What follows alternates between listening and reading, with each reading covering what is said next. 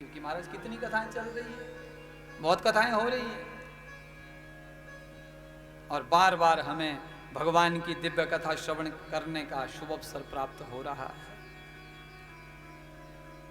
तो ये क्यों?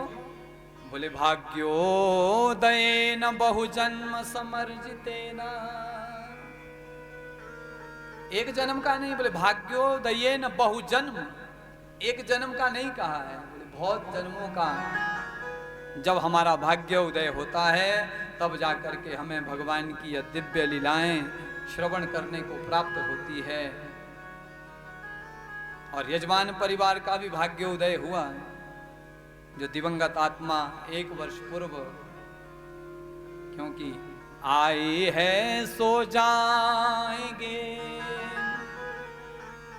राजा रंक फकीर। बस जाने का, आए तो सभी यहाँ पर है और सब मिलजुल कर के रह रहे हैं, परंतु जाने का तरीका सबका अलग अलग है प्यारे बंधु।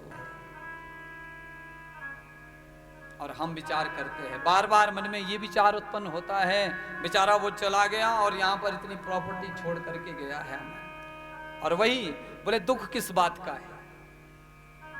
दुख इस बात का है कि हम उस जीव के साथ चिपके हुए होते हैं और वही दुख, वही बातें, उसके साथ बिताया हुआ वो एक एक पल हमें याद आता है,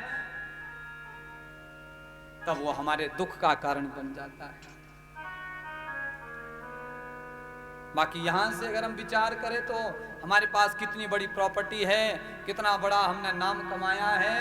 बोले किसी ने पूछा महाराज जब आप ये कह रहे हैं कि यहाँ से साथ किया जाएगा, तो हमारे धर्मशास्त्र और हमारे ऋषि मुनि कहते हैं धनानि भूमो पशवश्च गोष्ठे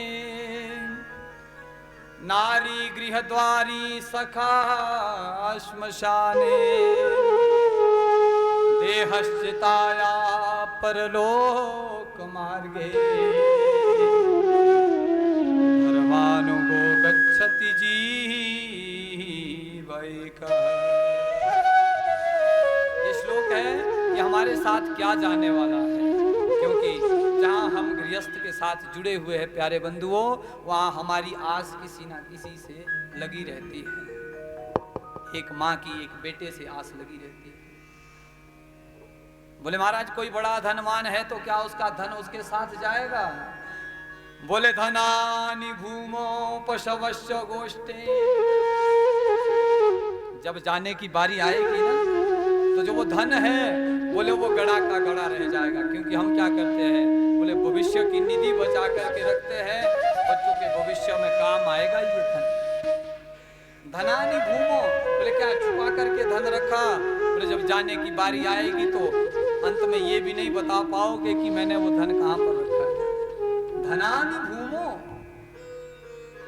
और उसके बाद हमारी माताएं बहनें दौड़ती रहती है, तेरा बे मेरी गाय है,